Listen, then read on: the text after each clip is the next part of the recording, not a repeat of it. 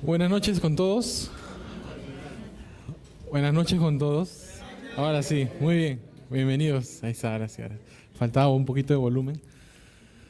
Bien, estamos en Isaías. Estamos estudiando Isaías, como ya saben, ya estamos muy prontos a terminar el libro. Personalmente para mí ha sido una aventura tener que compartir aquí con ustedes, tener una enseñanza de los capítulos que me han tocado y seguir la secuencia, ¿no? Durante todo, más de un año que estamos estudiando Isaías. Ha sido realmente sorprendente. No lo había estudiado antes como lo hemos estudiado aquí y he aprendido personalmente mucho. Realmente me ha animado mucho y espero que a cada uno de ustedes también. Isaías es un libro muy lindo, complicado, pero muy lindo. Nos llena de esperanza realmente nuestro Señor. Y estamos en el capítulo 62, un capítulo de 12 versículos, corto, y realmente que con un mensaje, creo yo, que es muy importante para cada uno de nosotros. En ese capítulo 62 vamos a encontrar que el Señor, a través del profeta Isaías, como lo estaba haciendo en los otros capítulos anteriores, 60 y 61, les va a dar a su pueblo palabras de esperanza, palabras de ánimo, de aliento, porque ciertamente el pueblo está en un momento de desesperación, quizás está en un momento de angustia, en un momento donde están con mucho temor. Van a ser llevados al cautiverio por 70 años como consecuencia de su desobediencia, ¿no? Van a ser llevados ahí 70 años de esclavitud, de humillación, de sometimiento, que realmente no van a ser para nada agradables para ellos. Entonces ellos necesitan palabras de ánimo y Dios les está dando a través de Isaías esas palabras. Pero no solamente el tiempo del cautiverio, sino que cuando ellos regresen del cautiverio, porque Dios también había prometido que iban a regresar, los va a castigar y van a salir, van a volver otra vez a su tierra. Cuando ellos regresen se van a encontrar con un cuadro complicado también. No hay templo, no hay muros, no hay rey. Es una situación difícil en la que van a encontrar ellos ahí. Y esos símbolos, esas cosas que eran símbolos para ellos de la representación, de protección, no están. Y entonces hay inseguridad también. Y probablemente muchos piensan que Dios no está con ellos. Pero desde el capítulo 60, como ya lo hemos estado viendo en las semanas anteriores, encontramos que Dios específicamente les habla de la restauración del pueblo, de la restauración de la ciudad, incluso de Jerusalén. Y les da palabras de ánimo para ese momento, cuando van a volver. Pero Isaías en su profecía también nos habla de palabras que todavía nosotros estamos esperando, como algunas profecías que señalan al milenio, por ejemplo, y son cosas que aún nosotros estamos esperando por ver. Entonces, Isaías comienza este capítulo 62 siguiendo esa misma línea, dándoles palabras de ánimo, de esperanza, de aliento a un pueblo que se está encontrando con desesperanza y con crisis en su tierra. Entonces, el capítulo 62, vamos a ver que Dios va a seguir obrando con su pueblo. No se ha olvidado de su pueblo. A pesar de que su pueblo ha endurecido su corazón hasta el día de hoy, porque muchos todavía no creen en Jesucristo como el Mesías, como el Salvador, siguen esperando a un Mesías que los libere socialmente o políticamente. Por eso es que han rechazado, incluso en los tiempos de Pablo. Cuando Pablo les escribe a los romanos, por ejemplo, él dice lo siguiente, ¿no? Hermanos, no quiero que ignoren este misterio para que no se vuelvan arrogantes. Parte de Israel se ha endurecido y esto será así hasta que se haya incorporado la totalidad de los no judíos. Y después de esto, todo Israel será salvo. Como está escrito, el libertador vendrá de Sión, apartará de Jacob la impiedad, y este será mi pacto con ellos, cuando yo quite sus pecados. Así que, en cuanto al evangelio, son enemigos por causa de ustedes, pero en cuanto a la elección, son amados por causa de sus antepasados, porque los dones y el llamamiento de Dios son irrevocables. Dios va a seguir obrando con su pueblo, a pesar de que ellos han endurecido su corazón y están rechazando a Jesús como el Mesías. Isaías 59:20 dice: entonces vendrá el Redentor a Sión, vendrá a todos los de Jacob que se arrepientan de su maldad, ¿no? Y Dios va a seguir obrando. Eso es un poco lo que vamos a ver en este capítulo, que Dios va a seguir obrando en su pueblo, en Jerusalén y en Sión. Entonces, el versículo 1 del capítulo 62 dice así: por causa de Sión y de Jerusalén no callaré, ni descansaré, hasta que su justicia brille como la aurora y su salvación alumbre como una antorcha. El profeta Isaías está expresando que él va a insistir, él no va a callar, va a seguir hablando las profecías que Dios les da hasta que él vea que la justicia de Jerusalén brille, hasta que él vea que su salvación alumbre como una antorcha. Él no está en ningún momento pensando quizás en dejar de hablar las palabras que Dios le está dando, sino que está animado a seguir perseverando en estas profecías que Dios les da. En la versión NTV, Nueva Traducción Viviente, dice: debido a que amo a Sión, no me quedaré quieto. Debido a que mi corazón suspira por Jerusalén, no puedo quedarme callado. No dejaré de orar por ella hasta que su justicia resplandezca como el amanecer y su salvación arda como una antorcha encendida, ¿no? De alguna manera, Isaías nos invita también a nosotros a aclamar al Señor, a no quedar callado, a orar por la obra que el Señor va a hacer en su pueblo, por la obra que el Señor va a hacer en su obra, en la iglesia, en su ministerio, ¿no? Entonces, Isaías dice: no me voy a quedar callado. Y continúa el versículo 2 diciendo de la siguiente manera: entonces las naciones verán tu justicia, todos los reyes contemplarán tu gloria. Entonces recibirás un nombre nuevo que el Señor mismo te pondrá. Cuando el Señor restaure a Sión, cuando el Señor restaure a Jerusalén, las naciones lo verán, todas las naciones. Y al ver esta obra de parte del Señor, también serán llevadas a creer en el Señor, ¿no? El trabajo que Dios va a hacer por Jerusalén no solamente va a afectar a Jerusalén, sino a las naciones que estén en ese momento y que crean en lo que Dios va a hacer. Después dice: recibirás un nombre nuevo. Y más adelante, en los siguientes versículos, vamos a ver cuáles son los nombres que Dios le da a este pueblo. Pero la idea es que Jerusalén será el centro de las naciones. Jerusalén va a ser admirada por lo que Dios va a hacer allí, por lo que Dios va a obrar. Y no hay otra cosa que vamos a ver que en Isaías se nos enseña que Jesucristo mismo va a gobernar desde Sión en su reino milenial. Y por eso, no por la gloria misma de Jerusalén, sino porque Dios estará ahí presente, será admirada, ¿no? Y deseada por todas las demás naciones. El versículo 3 dice: en la mano del Señor serás una hermosa corona, en la mano de tu Dios serás una regia diadema, ¿no? Jerusalén es tan especial para el Señor que es considerada como una corona de gloria, ¿no? Que el Señor la tiene ahí en sus manos, de alguna manera exhibiéndola para mostrar cuánto amor tiene por su pueblo, por Jerusalén. Y en el versículo 4 y 5 vamos a ver cuáles son los nombres que Dios le da a su pueblo. Dice: nunca más volverán a llamarte desamparada, ni a tu tierra le dirán desolada. Más bien serás llamada deleite mío, y tu tierra será llamada esposa mía. Porque el amor del Señor estará en ti, y tu tierra volverá a tener esposo.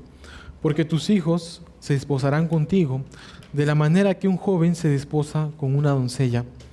Tu Dios se recreará contigo, como se recrea el esposo con la esposa. Es una bonita figura que usa este escritor para darnos a entender cuán grande es el amor de Dios por su pueblo. Y en otras versiones nos dice el nombre, ¿no? Y acá vemos el significado. En esta versión, más bien será llamada deleite mío, que en otras versiones quiere decir Hepzibá, y el siguiente nombre, que es esposa mía, que quiere decir Beula, ¿no? Y estos nombres expresan el amor de parte de Dios. Dice, serás mi deleite, yo me gozaré en ti, ¿no? Serás deleite mío, me gozaré en ti, y serás como una esposa. Y realmente el ejemplo que pone aquí es muy interesante, ¿no? Justo cuando leí eso recordaba cuán gozoso estaba yo aquella noche cuando me casé y empecé una vida matrimonial. Y realmente es un gozo tremendo, igualmente mi esposa, pero ese gozo que se podemos sentir en ese momento no se va a comparar con el gozo que el Señor va a sentir por su pueblo, va a tener por su pueblo, y tampoco se va a comparar la alegría que va a sentir Jerusalén de tener nuevamente a su esposo, al Señor. Es interesante ver esto, ¿no? Una tierra que estaba abandonada, desolada, que había sido destruida por completo, está recibiendo esperanza del Señor. El Señor nuevamente va a extender sus brazos de amor para su pueblo y lo hará de esta manera. Aparte de ver quizás cómo el Señor cumplirá su promesa en estos versículos y cómo Él va a obrar en su pueblo en un futuro que todavía estamos esperando, porque ciertamente Jerusalén, Israel, es vista como abandonada hoy en día, podríamos decir, pero cuando se manifieste el Señor, será como una esposa que está esperando a su esposo. Pero vemos algo más, y creo que es importante ver también la actitud de Isaías.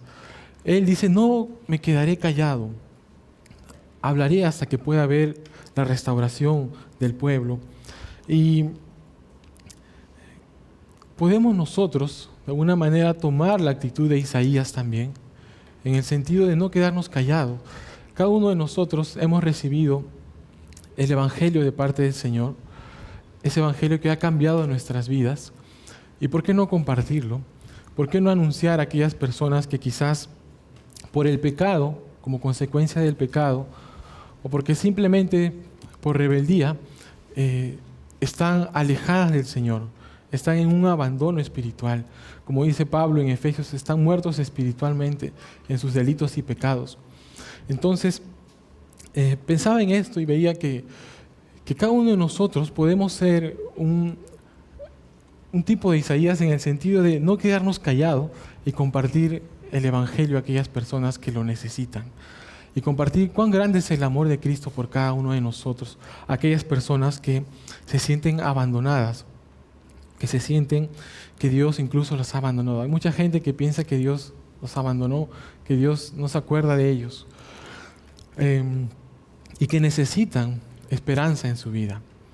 Una oportunidad conversé con un señor que estaba muy triste, ¿no? Que estaba teniendo problemas con su pareja y estaba muy desesperado, no sabía qué hacer. Y yo creo que fue el Señor que de alguna manera me llevó a conversar con él. Y pudimos hablar. Él se desahogó porque estaba realmente muy frustrado, con ganas de hacer muchas cosas que no iban a ser buenas. Y él de alguna manera se tranquilizó y escuchó el mensaje del Evangelio, escuchó que hay alguien que le ama y se pudo ir un poco más tranquilo, ¿no? Quizás de esa manera nosotros podemos también llevar luz a aquellos lugares donde hay oscuridad. Vivimos en un tiempo donde hay tinieblas espirituales, donde cada uno de nosotros podemos ser luz y brillar con la luz del Evangelio, llevando un mensaje de esperanza y de paz, ¿no? Quizás pequeñas cosas como la generosidad o ayudar a alguien podrían mostrar que el Evangelio ha hecho algo en nuestras vidas y podemos sacar a alguna persona que se encuentra quizás abandonada o despreciada o se siente despreciada por el Señor. Un cantante decía, Señor, danos sabor a Evangelio, ¿no? Que nuestra vida pueda reflejar el Evangelio en cada cosa que hagamos y que podamos decir incluso en nuestro alrededor. Entonces podemos aprender eso de Isaías en estos primeros 5 versículos. El versículo 6 dice: sobre tus murallas, Jerusalén, he puesto vigilantes que ni de día ni de noche guardarán silencio.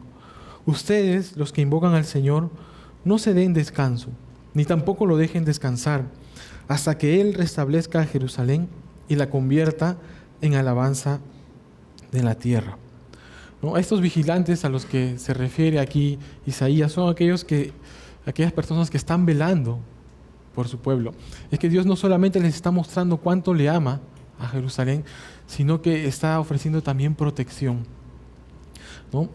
Y podemos decir que son vigilantes que se dedican a la oración, están intercediendo para que Dios no guarde silencio, para que Él intervenga más bien a restaurar a Jerusalén, ¿no?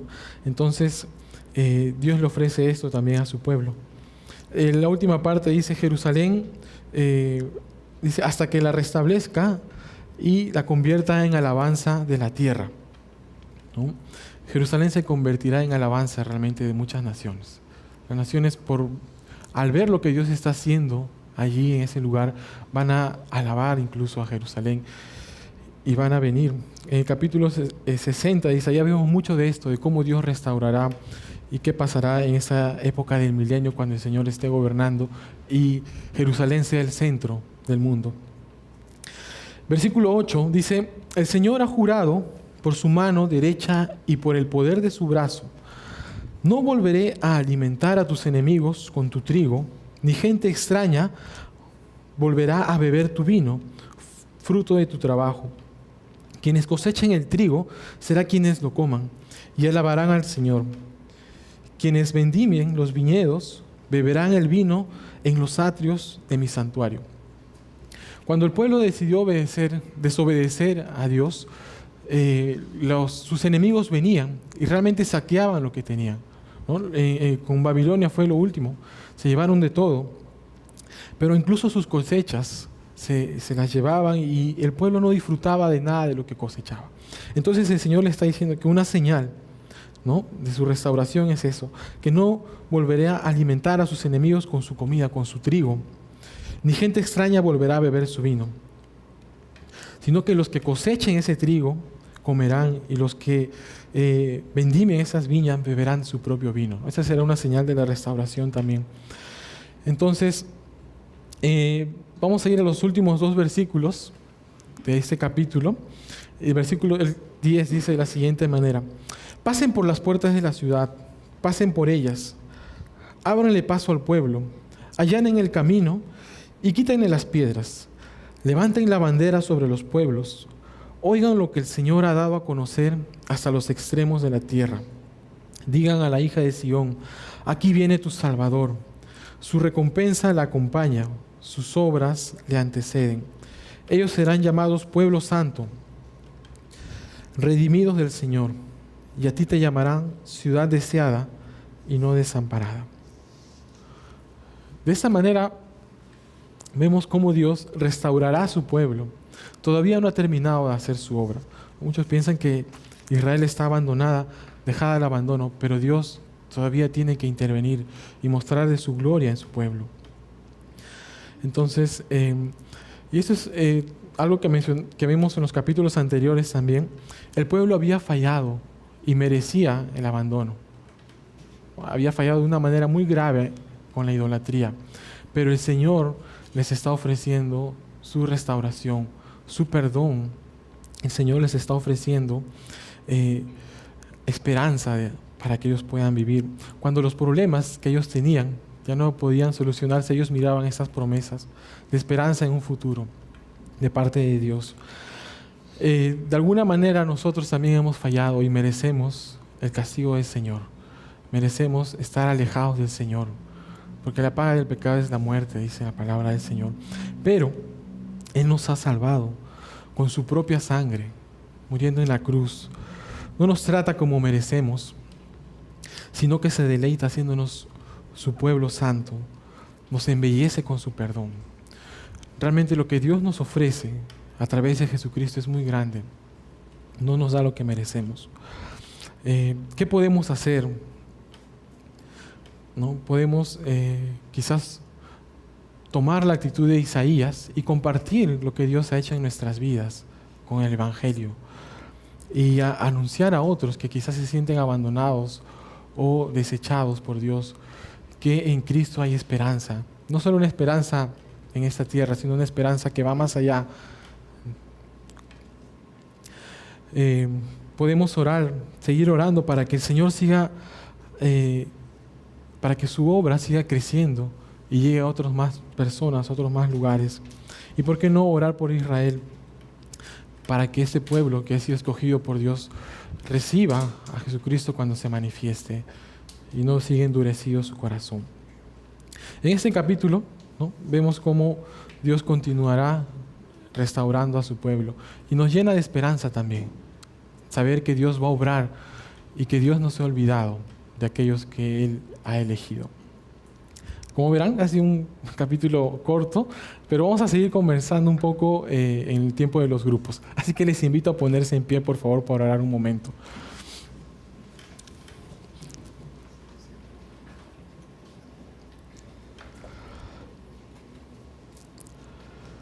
Vamos a orar. Señor, te damos gracias por este capítulo de Isaías. Podemos ver, Señor, realmente tu poder obrando en la restauración de tu pueblo. Tu poder obrando, Señor, al cumplir tus promesas. Tu poder obrando, Señor, en ofrecer el perdón, a pesar de que ese pueblo merecía ser castigado por todo lo que había hecho. Y ya hemos leído en otros capítulos anteriores cómo se habían entregado a la idolatría, Señor. Pero tú, con tu gran amor, no los condenaste, sino que les ofreciste tu perdón. Como dice otro versículo de Isaías, tu mano no está corta para salvar, para intervenir, Señor, sino que ellos mismos buscaron o rechazaron lo que tú les estabas ofreciendo, Señor. Y de alguna manera nosotros también no recibimos a veces tu perdón porque nos cegamos en nuestras propias iniquidades. Pero te agradecemos, Señor, porque tu misericordia y tu gracia son nuevas cada mañana. Gracias por Jesucristo que murió en la cruz por cada uno de nosotros y nos ha dado vida. Cuando estábamos muertos, Señor, espiritualmente, cuando estábamos alejados de ti en nuestros delitos y pecados, nos has dado vida, Señor. Gracias por esto. Te pido, Señor, que nos ayudes a comprender un poco más de este capítulo en el tiempo de los grupos. A través de estas preguntas podamos seguir conversando de lo que tú nos enseñas en esta parte de este libro, Señor. Gracias te damos en el nombre de Jesús. Amén.